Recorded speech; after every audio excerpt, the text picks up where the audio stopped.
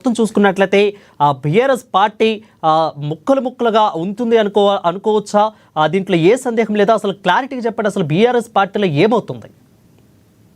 వరుణ్, కవిత chit-chat లో మాట్లాడిన points మరొకసారి కల్వకుంట్ల కుటుంబంతో కావచ్చు, ఇటు బీఆర్ఎస్ పార్టీలో కలకలం సృష్టించిందని చెప్పుకోవచ్చు. గత కొన్ని రోజులుగా కవిత లేఖ వ్యవహారం అయితే పెద్ద ప్రకంపనలే సృష్టిస్తుంది. ఈ రోజు కూడా అంటే ఏదైతే అమెరికా నుంచి వచ్చిన తర్వాత తను మాట్లాడిన తర్వాత ఒక 2 రోజులు కొంచెం హాట్గా జరిగినాయి కామెంట్స్ అన్నీ కూడా.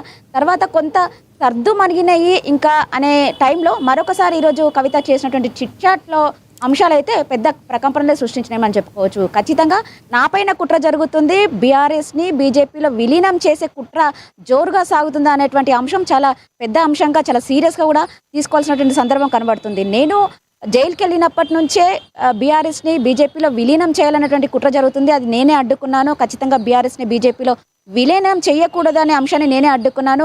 కావాల్సి ఉంటే ఎన్ని రోజులైనా కూడా జైల్లో ఉండడానికి నేను సిద్ధంగా ఉన్నాను తప్ప పార్టీని విలీనం చేసే ప్రసక్తే లేదని చెప్పేసి నేను కరాఖండిగా కొట్లాడాను అని చెప్పేసి తను గట్టిగా చెప్తున్న సందర్భం అయితే కనబడుతుంది. అంతేకాకుండా 2 అంశాలను తను మెయిన్గా లేవనెత్తుతున్నారు. పార్టీలో కోవట్లు ఎవరు ఉన్నారో వాళ్ళను బయటికి పంపాల్సింది పోయి నా దగ్గరికి రాయబారం నడిపిస్తే ఎలా ఏమవుతుంది అన్నట్టుగా కూడా ఒక అంశాన్ని లేవనెత్తుతూనే నేను కేసీఆర్కి రాసినటువంటి లేఖను ఎవరు బయట పెట్టాలో ఖచ్చితంగా చెప్పాల్సినటువంటి అవసరం ఉంది, ఎవరో చెప్పాల్సిందే అన్నట్టుగా కూడా వాళ్ళు డిమాండ్ చేసిన సందర్భం కనబడుతుంది. నేను గతంలో చాలాసార్లు అంటే ఎన్నో ఏండ్ల నుంచి కూడా ఈ రాజకీయ ప్రస్థానంలో ఎన్నో ఏండ్ల నుంచి కూడా నేను చాలా లేఖలు రాశాను కేసీఆర్కి. ప్రతిసారి కేసీఆర్ ఆ లేఖని చదువుతారు, వెంటనే చింపి డస్ట్బిన్లో పడేస్తారు. కానీ ఈసారి ఆ లేఖ ఎందుకు బయటికి రావాల్సి వచ్చింది, అది డస్ట్బిన్లో పడాల్సినటువంటి లేఖ ఎందుకు మీడియా చేతిలోకి రావాల్సి వచ్చింది అంటే ఆ లేఖను ఎవరు బయట పెట్టారు? కేసీఆర్ పక్కన ఉన్నటువంటి ఏదైతే ప్రస్తావించితో దయ్యాలు కోవట్లు అంటూ ప్రస్తావించినటువంటి వాళ్ళే ఈ లేఖను బయట పెట్టారు. ఖచ్చితంగా లేఖను బయట పెట్టినటువంటి వాళ్ళు ఎవరో నాకు తెలియాలి అన్నట్టుగా ఘాటుగా స్పందించినటువంటి అవసరం కనబడుతుంది. ఒక ఇంటి ఆడబిడ్డని బజారుకి ఈడిస్తే ఏమవుతుంది, ఎందుకు అపహాస్య పాలు చేస్తున్నారు అంటే విదేశాల్లో సోషల్ మీడియా ఛానళ్ళు పెట్టుకొని సోషల్ మీడియా ద్వారా ఒక ఇంటి ఆడబిడ్డను ఎందుకు వేధిస్తున్నారు అన్నట్టు కూడా తను తీవ్రంగా ఆవేదన వ్యక్తం చేసినటువంటి సందర్భం కనబడుతుంది. చెప్పగానే ఇంటి వ్యవహారాన్ని మరొకసారి బజార్కి ఈడ్చే ప్రయత్నం అయితే జరుగుతున్నామని చెప్పుకోవచ్చు. ఇటు రాజకీయ పరంగా అంటే పార్టీ పరంగా కావచ్చు, అటు కుటుంబ కలహాలు అయితే మరొకసారి బయటపడ్డాయని మనం చెప్పుకోవాల్సినటువంటి సందర్భం అయితే కనబడుతుంది. అయితే చాలా అంశాలను ఈరోజు ప్రస్తావించారు.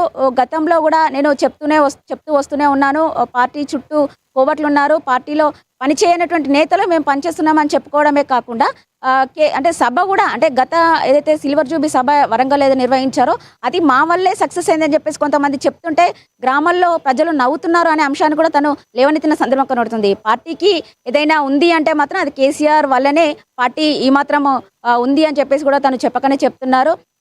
కేసీఆర్ పెట్టినటువంటి సభ కూడా కేసీఆర్ వల్లనే అంటే వరంగల్ సభ కూడా కేసీఆర్ వల్లనే గ్రాండ్ సక్సెస్ అయింది తప్ప వేరే వాళ్ళ వల్ల కూడా కాదు అని చెప్పేసి వాళ్ళు చెప్తున్న సందర్భం కనబడుతుంది. కేవలం కేసీఆరే నాకు నాయకుడు, నాది బీఆర్ఎస్ పార్టీ అని చెప్తూనే నేను పార్టీలో ఉంటానా లేదా అనే విషయం పక్కన పెట్టాలి, ఎవరు దాని గురించి ఆలోచించాల్సినటువంటి అవసరం లేదు. ముఖ్యంగా ఇటు కేసీఆర్ని కాపాడుకోవడంతో పాటు బీఆర్ఎస్ పార్టీని కాపాడుకోవడమే నా ముందున్నటువంటి అంశం అని చెప్పి కూడా తను చెప్పకనే అయితే దాదాపుగా ఈ మొత్తం వ్యవహారం మొత్తం మీద కూడా లేఖ మీదే ప్రస్తావన జరుగుతుంది. లేఖలు రిలీజ్ అవ్వటం వల్లే ఇదంతా కూడా జరుగుతుంది. వాళ్ళ పార్టీలో ఉన్న అంతర్గత విషయాలన్నీ కూడా బయటపడుతున్నాయి. ప్రస్తుతానికి లేఖ మొత్తం మీద సో ఇక లేఖ 2వ తారీఖు రాస్తే ఇక్కడ 22వ తారీఖు బయటపడింది. అంటే దాదాపు 20 రోజులు. ఇప్పుడు 22వ తారీఖు లేఖ బయటపడితే ఇప్పటికీ కూడా ఎందుకు ఎవరు లేఖ బయట పెట్టారు అనేది తేల్చలేకపోతుంది బీఆర్ఎస్. తెలిసినా కానీ దీన్ని మళ్ళీ ఇదేమన్నా ఇంకా ఇటు బీఆర్ఎస్ కాంగ్రెస్ పార్టీ కానీ ఇటు బీజేపీ కానీ దీన్ని ఆసరాగా తీసుకునే అవకాశం ఉందనే తెలిసినా కానీ బయట పెట్టలేకపోతున్నాయా బీఆర్ఎస్ పార్టీలు?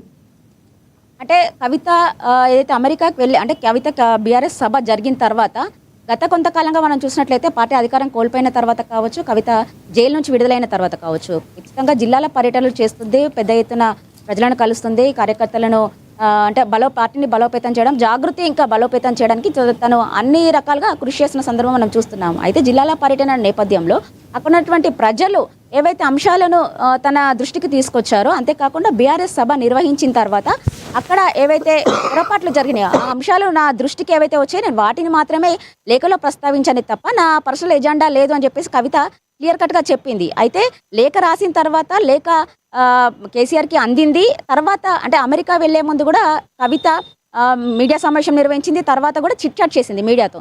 మీడియాతో చిట్చాట్ చేసినప్పుడు కూడా ఖచ్చితంగా నా పైన కుట్ర చేస్తున్నారు, ఎవరో కావాలని చెప్పేసి నన్ను బయటికి పంపే ప్రయత్నం చేస్తున్నారు అనే విషయం కూడా ఆ రోజు చిట్చాట్లో చెప్పింది. ఆ రోజు కూడా నేను కేసీఆర్కి లేఖ రాశాననే అంశం చెప్పింది. కానీ అది ఎక్కడ కూడా పెద్దగా వైరల్ కావలేదు. దానిపైన ఎవరు పట్టించుకున్న సందర్భం లేదు. కవిత అమెరికా పర్యటన తర్వాత కవిత ఇంకా రేపు హైదరాబాద్కు చేరుకుంటారా అనే అంశం అంటే ఏదైతే ఉందో ఆ రోజు ముందే ఈ లేఖ బయటికి రావడం మాత్రం కొంత ప్రకంపనలు సృష్టిస్తుంది. ఎందుకు కవిత నిజంగానే లేఖ రాసిన విషయాన్ని మీడియాతో చెప్పినప్పుడు ఎందుకు ఆ లేఖను బయట పెట్టాలి? కావాలని కుట్ర కోణం దాగి ఉంది. ఇది కావాలనే నా పైన కుట్ర చేస్తున్నారు, నన్ను బయటికి పంపే ప్రయత్నం చేస్తున్నారు. అక్కడ ఉన్నటువంటి కోవట్లు ఎవరైతే కేసీఆర్ చుట్టుప్రక్కల ఉన్నటువంటి వాళ్ళే ఈ అంశాన్ని అంటే ఈ లేఖను బయట పెట్టారు అనే విషయాన్ని మాత్రం ఇండైరెక్ట్గా చెప్తుంది. కవిత చెప్పకనే చెప్తుంది. ఇండైరెక్ట్గా కేటీఆర్కి గట్టిగా సవాల్ విసురుతుందని చెప్పుకోవచ్చు. కవిత కేటీఆర్ పైన దండయాత్ర చేస్తుందని కూడా మనం ఇండైరెక్ట్గా చెప్పాల్సిన సందర్భం కనబడుతుంది. తను కేసీఆర్ చుట్టూ ఉన్నటువంటి వాళ్ళు కేవలం ఇటు అంటే పార్టీలో కావచ్చు, ఇటు కుటుంబం నుంచి చూస్తుంది మనం. కేసీఆర్ చుట్టూ ఉన్నటువంటి వాళ్ళు 3-4 నేతలే ఉంటారు. హరీష్ రావు, కేటీఆర్, సంతోష్ రావు, వీళ్ళనే డైరెక్ట్గా టార్గెట్ చేసిందని కూడా మనం చెప్పుకోవచ్చు. నాకు కేవలం కేసీఆర్ ఒకడే నాయకుడు, కేసీఆర్ హయాంలోనే నేను పనిచేస్తాను కూడా తను చెప్తున్న సందర్భం కనబడుతుంది. నేను కేసీఆర్కి రాసినటువంటి లేఖ ఎందుకు బయటికి వచ్చింది, ఎవరి ద్వారా బయటికి వచ్చింది, ఎవరు దీన్ని బయట పెట్టాల్సిన అవసరం ఏమొచ్చింది? ఇంతకుముందు ఎన్నో లేఖలు రాశాను, ఎప్పుడు దాదాపుగా ఈ యొక్క వ్యవహారం మొత్తానికి కూడా ఇటు రాయబారుల్ని పంపారు, దూతల్ని రాయబారం చేయడానికి పంపారని మనందరూ కూడా తెలుసు. ఎవరైతే ఎంపీ ఉన్నారో దామోదర, అదేవిధంగా ఇటు పక్క లీగల్ సెల్లు రామ్మోహన్ రావు, అంటే వీళ్ళిద్దరి యొక్క వ్యవహారము ఇటు దూతలు మధ్యవర్తులకు పంపడం పూర్తిగా మొత్తం కూడా బెడ్స్ కొట్టింది అనుకోవాలా. ఎందుకంటే కవిత ఆల్రెడీ చెప్పారు, ఆ వచ్చిన ఇద్దరు ఎవరి పక్కన ఎక్కువ ఉంటారో కూడా తెలుసు, ఎందుకు వచ్చారో కూడా తెలుసు అంటూ కవిత చెప్పారు. సో ఈ మొత్తం మధ్యవర్తిత్వం అనేది కూడా ఒకసారి బెడ్స్ కొట్టింది అనుకోవచ్చా? అంటే కేసీఆర్ బయట ఇటు దామోదరం అంటే పార్టీ సీనియర్ నాయకులు, ఇటు ఎంపీ దామోదర్ రావుతో పాటు లీగల్ సెల్ చైర్మన్ ఉంటాడు గండ్ర మోహన్ రావుని కవిత దగ్గరికి పంపించారు. అయితే మొదట కేసీఆరే పంపారు. కొంత విషయాన్ని సర్దుమణిగే అంశంగా తీసుకురావాలంటే కూడా వాళ్ళని పంపారు అని చెప్పేసి వార్తలు వచ్చిన సందర్భం అయితే ఉంది. అయితే దాదాపు 3 గంటల పాటు కవితతో వాళ్ళు సమావేశం చేశారు. కవిత వాళ్ళు పెట్టినటువంటి అంశాలకు, కవిత ముందు వచ్చినటువంటి అంశాలకు ఏ ఒక్కదాన్ని కూడా కవిత ఓకే చెప్పిన సందర్భం లేదు. నేను ప్రతిదాన్ని కూడా తిరస్కరించాను, నేను ప్రతిదానికి నో చెప్పానని చెప్పేసి ఈరోజు చిట్చాట్లు కూడా చెప్పిన సందర్భం కనబడుతుంది. కానీ వాళ్ళని ఎవరైతే రాయబారానికి వచ్చారో వాళ్ళని కేసీఆర్ పంపలేదు. నాకు క్లియర్గా తెలుసు, కేసీఆర్ గురించి నాకు పూర్తిగా తెలుసు. కేసీఆర్ వాళ్ళను పంపే ప్రసక్తే లేదు, పంపలేదు. కానీ వాళ్ళకి ఎవరు సన్నిహితంగా ఉన్నారో నాకు తెలుసు. ఆ సన్నిహితంగా ఉన్నటువంటి వ్యక్తులే నా దగ్గరికి రాయబారానికి పంపారు. నాకు నా తండ్రికి మధ్య రాయబారానికి పంపాల్సినటువంటి అవసరం ఏమొచ్చింది అని చెప్పేసి కూడా కవిత డైరెక్ట్గా ప్రస్తావించారు. వాళ్ళు నా ముందు చాలా అంశాలను ఉంచారు, కానీ నేను ఒక్కదానికి కూడా ఓకే చెప్పలేదు. నేను వాటిని ఎలాంటి నిర్మోహమాటంగా నేను వాళ్ళు చెప్పినటువంటి అంశాలన్నింటిని కూడా ఖండించిన సందర్భం కనబడుతుంది అని చెప్పేసి కవిత ఈరోజు చిట్చాట్లో కూడా ప్రస్తావించింది. ఎన్నడూ లేని విధంగా ఎప్పుడు లేని విధంగా కేటీఆర్ హరీష్ రావు వాళ్ళ ఇంటికి వెళ్లాల్సినటువంటి అంశం ఏమొచ్చింది, ఆ సందర్భం ఏమొచ్చింది, గత కొన్ని రోజులుగా వాళ్ళిద్దరి మధ్య కూడా విభేదాలు తలెత్తుతున్నాయి అనే అంశాన్ని కవర్ చేయడానికే వాళ్ళ ఇంటికి వెళ్ళినప్పటికీ తీరా వాళ్ళ మధ్య జరిగినటువంటి సమావేశం అనంతరం కేవలం మేము ఉద్యోగ సంఘాల కోసం, ప్రజా సంఘాల కోసమే పోతున్నాము అనే అంశాన్ని తెరపైకి తెచ్చారనే అంశం కూడా కవిత ఈరోజు చిట్చాట్లో క్లియర్గా చెప్పిన అంశం అయితే కనబడుతుంది. వరుణ్,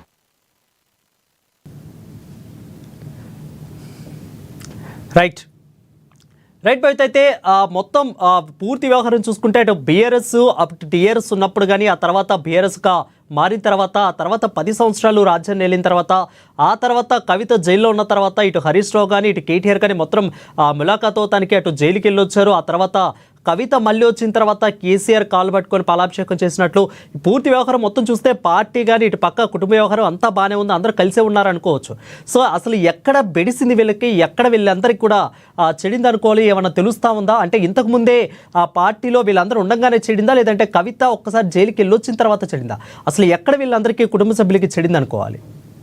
అయితే మనం గత కొంతకాలంగా చూసినట్లయితే అటు ఉద్యమ ప్రస్థానం కావచ్చు, ఇటు పార్టీ అధికారం, దాదాపుగా ఉద్యమ ప్రస్థానంలో ఉన్నటువంటి అంశం కావచ్చు, పార్టీ అధికారంలో ఉన్నటువంటి కేసీఆర్కి బలం కుటుంబ సభ్యులే. అంటే కవిత కొడుకు, కూతురు, అల్లుడు వీళ్ళే కేసీఆర్కి ఒక రకంగా బలం అని చెప్పేసి కూడా చాలా అంటే అందరూ అంటున్నటువంటి సందర్భాలు కూడా మనం చూస్తాము. అధికారంలో ఉన్నన్ని రోజులు కూడా ఏ చిన్న అంశం కూడా బయటికి రాకపోవడము, బయట ఇలాంటి కలహాలు సృష్టించింది అధికారం కోల్పోయిన తర్వాత ఒక్కొక్కటిగా బయటకు వస్తున్నాయని మనం చెప్పుకోవచ్చు. కవిత అధికారంలో ఉన్నప్పుడు ఒక లిక్కర్ స్కామ్ చేసింది. ఆ లిక్కర్ స్కామ్ అధికారం పోయిన తర్వాత తను జైలుకు వెళ్ళేంత వరకు కూడా వచ్చినటువంటి సందర్భం కనబడుతుంది. కానీ ఏ ఒక్కరు కూడా నా పైన ఆరోపణలు వస్తుంటే ఎందుకు ఖండించట్లేదు, నా పైన ఆరోపణలు చేస్తుంటే ఎవరు ముందుకొచ్చి ఎందుకు మాట్లాడట్లేదు, ఖండించాల్సిన అవసరం లేదా అన్నట్టు కూడా ఈరోజు కామెంట్స్ చేసింది. అయితే కవిత జైలుకి వెళ్ళడానికి కూడా ఒకందుకు పార్టీలో ఉన్నటువంటి నేతలే కారణం అన్నట్టు కూడా ఇండైరెక్ట్గా చెప్పిన సందర్భం కనబడుతుంది. అయితే నేను జైలుకు వెళ్ళినప్పటి నుంచే బీఆర్ఎస్ పార్టీని బీజేపీలో విలీనం చేయాలనే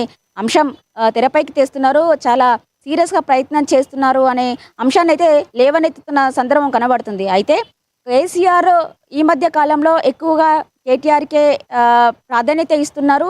జైలుకు వెళ్ళి వచ్చినప్పటి నుంచి కూడా కవితకి ప్రాధాన్యత తగ్గిపోయింది అనే అంశం అయితే తెరపైకి వస్తుంది. దాన్ని దృష్టిలో పెట్టుకొని కవిత ఇదంతా చేస్తుందా, నిజంగానే కవితకు ప్రాధాన్యత తగ్గిందా అనే అంశం మాత్రం కొంత సస్పెన్స్ అయితే మనము చెప్పుకోవచ్చు. ఎందుకంటే కేటీఆర్ కంటే కూడా కవిత ఎక్కువ హార్డ్ వర్క్ చేస్తుంది. ఉద్యమం సమయంలో కూడా తను చాలా క్రియాశీలకంగా పోరాడింది. కవిత కూడా కొన్ని కామెంట్స్ చేసింది ఈరోజు. నేను కడుపులో బిడ్డను పెట్టుకొని ఉద్యమం కోసం పోరాడిన, ఉద్యమంలో నడిచిన అనే అంశాన్ని కూడా ఈరోజు ప్రస్తావించింది. అయితే అంటే పార్టీ కోసం కష్టపడాల్సింది పోయి పార్టీని విలీనం చేయాల్సినటువంటి అవసరం ఏమొచ్చింది. అంతేకాకుండా కేసీఆర్ కూడా కొన్ని రోజులుగా బీఆర్ఎస్ సభలో కూడా ఎవరిని ముందు పెట్టకుండా కేవలం కేటీఆర్నే ముందు పెట్టి సభ నడిపించిన సందర్భం కూడా కనబడుతుంది. దాన్ని కూడా కవిత చెప్పకనే చెప్పింది. మీరు పార్టీలో ఉన్నటువంటి నేతలకు కొంత సమయం ఇవ్వాల్సింది అనే విషయం కూడా పార్టీ అంటే ఏదైతే కేసీఆర్ రాసినటువంటి లేఖలో ప్రస్తావించింది కవిత. అయితే కేసీఆర్ అసలు భవిత పార్టీలో కోవట్టులు అనే చెప్తూనే ఉన్నారు, ఆ పదాన్ని కంటిన్యూస్ గా వాడుతూనే ఉన్నారు. ఎందుకు అసలు పార్టీలో కోవట్టులు ఎవరు, వాళ్ళ పేర్లు ఏమైనా బయటికి లీక్ అవుతున్నాయా? అసలు ముఖ్యంగా పేరు బయటికి తేకుండానే ప్రస్తావన మొత్తాన్ని బయట తెచ్చిన కేటీఆర్ని ఇక్కడ కోవట్టు అనుకోవాలా?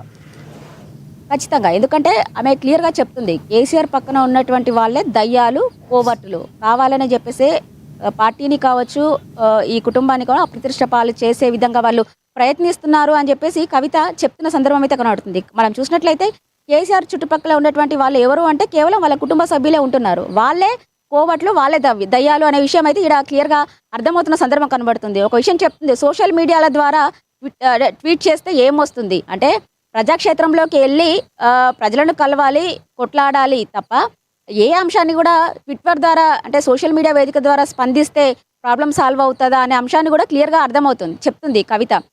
కేవలం ఇటు ప్రత్యర్థి పార్టీలు కూడా ప్రత్యర్థి పార్టీలకు వాళ్ళకు వెన్నట్టుగా అంటే వాళ్ళకు ఆపోజిషన్లో ఉండి పోరాడాలి తప్ప ట్విట్టర్ వేదిక ద్వారా స్పందిస్తే ఎక్కడ కూడా న్యాయం జరగదు అని కూడా ఈరోజు చిట్చాట్లో చెప్పింది. అంటే కేవలం కేటీఆర్కే ట్విట్టర్ టీలో అనే పేరు కూడా ఉంది. మనం గత కొన్ని రోజులుగా చూస్తున్నాం, ఇటు కాంగ్రెస్ కావచ్చు అటు బీజేపీ కావచ్చు పదే పదే ఆరోపిస్తుంది కేవలం కేటీఆర్ ట్విట్టర్కే పరిమితం అవుతాడు, ఏ అంశాన్ని కూడా ట్విట్టర్ ద్వారానే స్పందిస్తారని చెప్పేసి కూడా తనకి ట్విట్టర్ టిల్లు అనే పేరు కూడా పెట్టిన సందర్భం కనబడుతుంది. నా పైన ఏడిస్తే ఏమొస్తుంది, నా పైన పడి ఏడిస్తే ఏమొస్తుంది, నేను ఖచ్చితంగా నేను మంచిదాన్ని కాదు, నేను నోరు విప్పితే మాత్రం ఎవరు ఉండరు అనే కామెంట్ కూడా చేసిన సందర్భం అయితే కనబడుతుంది. అయితే గత కొన్ని రోజులుగా ఏదైతే కేటీఆర్ అంటే నెక్స్ట్ సీఎం కేటీఆర్ అనే ప్రస్తావన వస్తుందో, నేను ఎవరి నాయకత్వంలో నేను పనిచేయను, నేను కేవలం నాకు నాయకుడు కేవలం కేసీఆర్ నాయకత్వంలోనే నేను పనిచేస్తా అని చెప్పేసి కూడా కరాఖండిగా కవిత చెప్తున్న సందర్భం కనబడుతుంది. అయితే గత కొంతకాలంగా కవిత కొత్త పార్టీ పెడుతుంది అనే ప్రస్తావన వస్తున్న నేపథ్యంలో రైట్ భవిత అయితే పూర్తి వ్యవహారం చూసుకున్నట్లయితే కవిత విదేశాల్లో ఉన్నప్పుడు లేఖ రిలీజ్ అయింది, ఇక్కడ కేసీఆర్ విదేశాల్లో ఉన్నప్పుడు కవిత చిట్చాట్ చేస్తున్నారు. అంటే పూర్తి వ్యవహారాన్ని అసలు మనం ఎలా అర్థం చేసుకోవాలంటే ఇద్దరు ఒక చోట ఉన్నప్పుడు ఇక్కడే రాష్ట్రంలో ఉన్నప్పుడు మాత్రం ఏమీ జరగట్లేదు. సో అంటే వాళ్ళు విదేశాల్లో ఉన్నప్పుడు మాత్రం ఈ పూర్తి వ్యవహారం ఇలా ఎందుకు జరుగుతుంది?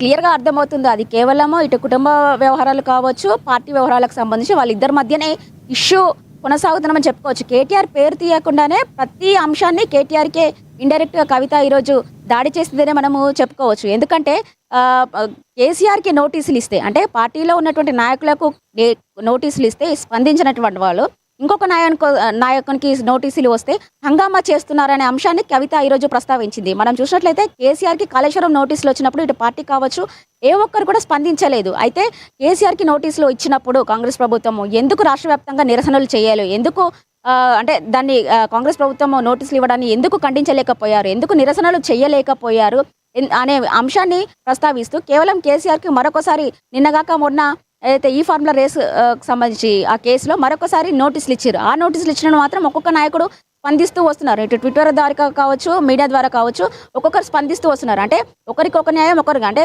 బీఆర్ఎస్ పార్టీని ముందుండి నడిపించేది కేసీఆర్, అతనికి నోటీసులు ఇచ్చినప్పుడు ఎవరు స్పందించకుండా కేటీఆర్కి ఇస్తే స్పందించాల్సినటువంటి అవసరం ఏమొచ్చిందని చెప్పేసి కూడా ఈరోజు క్లియర్గా చెప్తుంది. ఈ నాయకుడు ఆ నాయకుడు అంటూనే మనం ఇద్దరు పేర్లు ప్రస్తావిస్తే ముందు కవిత, కేసీఆర్ కి నోటీసులు రైట్ అయితే చూసుకున్నట్లయితే ఇక్కడ కవిత రాసిన లేఖలో మొదటికి చూసుకున్నట్లయితే బీజేపీని ప్రస్తావించారు. అంటే బీజేపీతో విలీనం నేను వద్దు అంటూ చెప్తానే ఉన్నాను, జైల్లో ఉన్నప్పటి నుంచి కూడా చెప్తున్నాను అంటూ చెప్తున్నారు. బట్ ఇక్కడ బీజేపీ నేతలు వచ్చేసరికి ఇక్కడ వాళ్ళు దీన్ని ప్రస్తావించకుండా వేదేదో చెప్తున్నారు. బట్ ఇక్కడ బీజేపీ కూడా దీనికి ఆన్సర్ ఇవ్వాల్సి ఉంది. బీజేపీ నేతలు ఎవరు మాట్లాడటం లేదు, ముఖ్యంగా ఈ పాయింట్ మీద అయితే మాట్లాడట్లేదు. ఇటు బీఆర్ఎస్ తరపు నుంచి అసలు ఎవరు నోరు మెదపట్లేదు. అంటే బీజేపీతో విలీనానికి ఇక్కడ బీఆర్ఎస్ ఉంది అనుకోవాలా? అసలు బీజేపీ నేతలు ఇంకా ఎప్పుడు రెస్పాండ్ అవుతారు దీని మీద?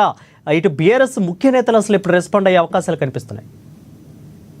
బీజేపీ అనేది ఒక మతతత్వ పార్టీ అని చెప్పేసి కవిత ప్రతిసారి మాట్లాడుతున్న సందర్భం అయితే మనం చూస్తున్నాము. అయితే బీజేపీయే తనను ఇబ్బందికి గురి చేసింది. అంటే సభలో కేసీఆర్ మాట్లాడినప్పుడు కేవలం 2 నిమిషాలకే బీజేపీని ప్రస్తావిస్తూ మాట్లాడడం కొంత నన్ను బాధ పెట్టింది. ఎందుకంటే వాళ్ళు నన్ను జైలుకు పంపినందుకేమో మీరు కొంత గట్టిగా వాళ్ళకి పంచిస్తారనుకున్నాం, కానీ అంటే మేము ఎక్స్పెక్ట్ చేసినటువంటి పంచ్ బీజేపీ పైన లేదు అనే అంశాన్ని ప్రస్తావించింది లేఖలో. అయితే అంటే కవిత లిక్కర్ కేసులో జైలుకు వెళ్ళడానికి కారణం క్లియర్గా బీజేపీ అనే అంశాన్ని తను లేవనెత్తుతూ వస్తుంది.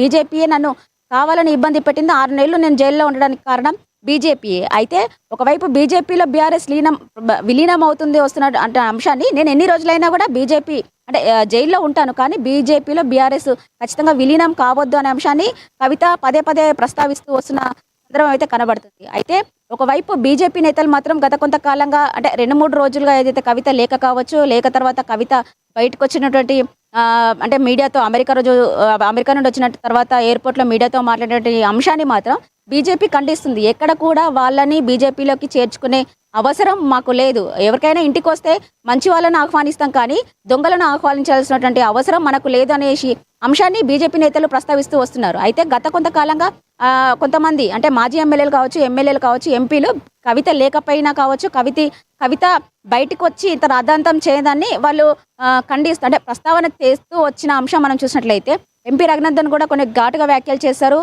కవిత ఇన్ని రోజులు తన తండ్రి అధికారంలో ఉన్నప్పుడు మాట్లాడని కవిత ఈ రోజు మాట్లాడడం వెనుక కొంత ఆశ్చర్యాన్ని కలిగిస్తుంది.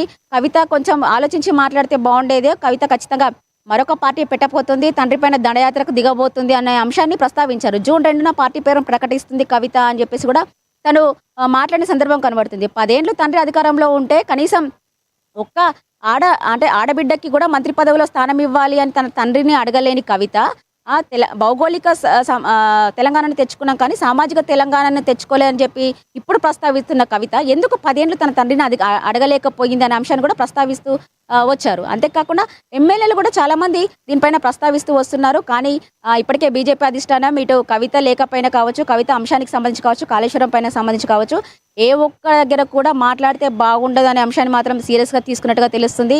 ఎవరికి నచ్చినట్టుగా వాళ్ళు మాట్లాడితే అది పార్టీ లైన్ కింద తీసుకుంటారు ప్రతి ఒక్కరు అని చెప్పేసి నిన్నగాక మొన్న బీజేపీ కిషన్ రెడ్డి కూడా పార్టీ నేతలకు సూచించినట్టుగా తెలుస్తుంది. అధిష్టానం నుంచి తీవ్రమైన ఒత్తిడి కనిపిస్తున్న నేపథ్యం అయితే కనబడుతుంది. ఈ విషయంలో అంటే ఈ రోజు కవిత చిట్చాటినటువంటి అంశం పైన కూడా బీజేపీ నేతలు స్పందిస్తారా లేదా, ఒకవేళ స్పందిస్తే ఎలా ఉండబోతుంది మాత్రం ఒక సస్పెన్స్ అనే చెప్పుకోవాలి Arun. Right, thank you Bhavitha for the updates.